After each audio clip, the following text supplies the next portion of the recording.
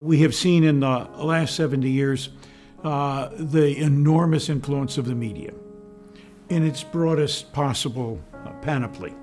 And that has become very, very significant. And so people every day know as much often at 8 o'clock in the morning as the president does about what his foreign policy agenda is going to be for that day and for the next week.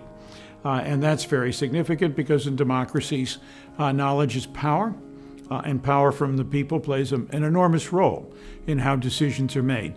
But I think it goes without saying that today science and technology does have a significant influence on American diplomacy.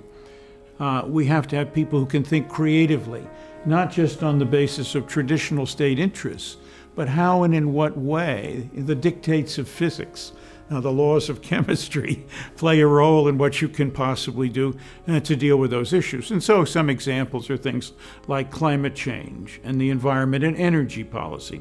But others fall into a different hopper. For a long time, an issue that I call poverty, growth, and development has been essentially a major preoccupation of American diplomacy. Well, science plays a huge role in making things better in many ways. Science and health can't be divorced. The next 20 or 30 years is obviously going to produce greater challenges. And in my view, that means that even more creative ideas and activities, even more creativity has to be applied to diplomacy.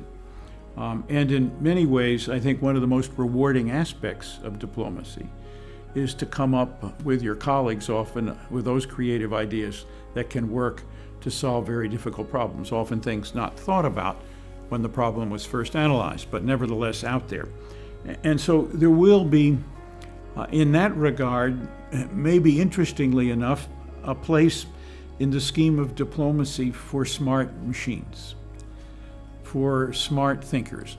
I would never replace diplomats with robots, but I think that the more that we can handle big data, the more that we can see trends, the more that we have advanced analytical capabilities, the more that we have systems which can detect changes in various areas and in various ways.